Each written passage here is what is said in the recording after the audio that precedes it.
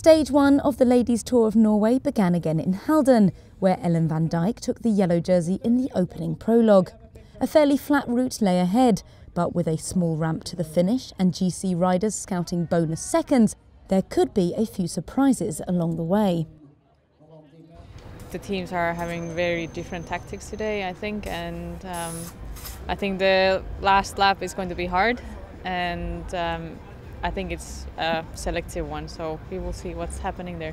The times gaps are not so much at the moment, but yeah, I feel confident with the team here and we will see what we can do. I haven't seen the gravel section that's on the final circuit, so I don't know how much of an issue that's going to be. And there's a few sort of pointed out hazards of pinch points and things and kind of technical elements that you can, I guess, be creative with. And yeah, those would be the most interesting points, especially with the sprints as well, but ultimately probably a bunch sprint.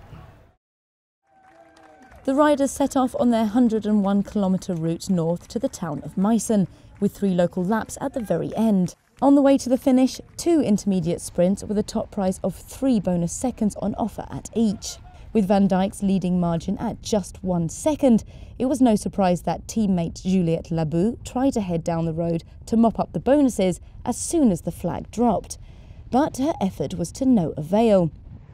At the first intermediate sprint, Marianne Vos, sitting in second overall, was clearly on the hunt for the yellow jersey. So too was Mika Kröger. Usually the anchor of Canyon SRAM's lead-out, this time she was their target. But it was Chloe Hoskin who swept up the top bonus time, Vos still picking up 2 seconds to make her the virtual yellow jersey.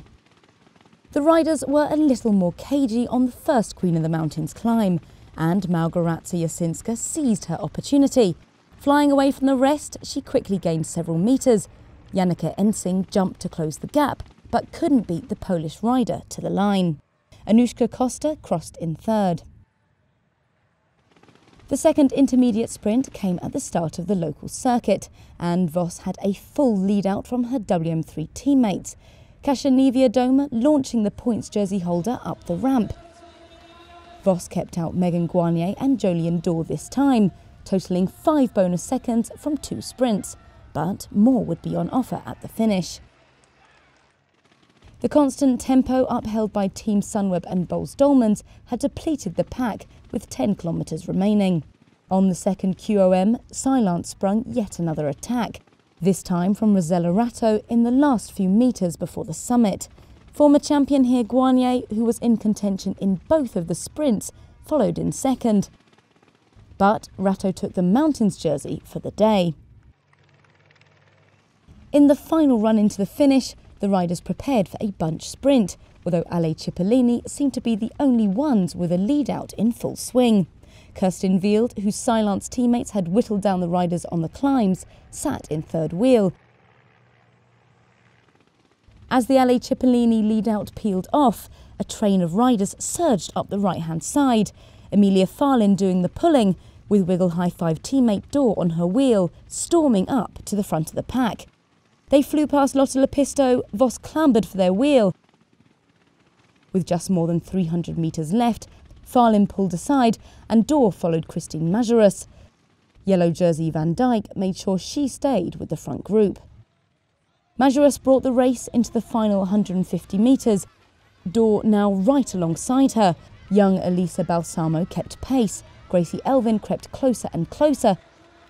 But it would be the Belgian champion's victory.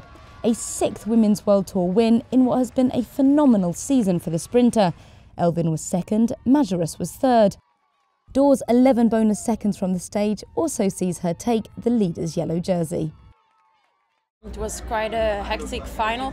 You had to be in front the whole time, and thanks to my team we could stay in front, and yeah, I'm super happy with the stage win. Emilia Farlin passed me and she said, yeah, take my wheel, so I just followed her and she brought me into the perfect position coming into the last corner, and I'm so grateful. We worked so well together, and this is one for the team. I haven't got a lot of seconds in my career, but I'm still really happy. I haven't felt this good since the spring. I've had kind of okay form since then, but I've been struggling to come back up into that top form. But I'm really focusing on the World Championships, so it's really great for me to come here and get a result today and feel like my form's on the right direction. Outside the top three, junior road race world champion Balsamo secured her best women's World Tour result to date with a 4th place finish. And in the GC, prologue winner Van Dijk slips down to 3rd behind Dorr and Vos, while Lisa Klein remains as best young rider.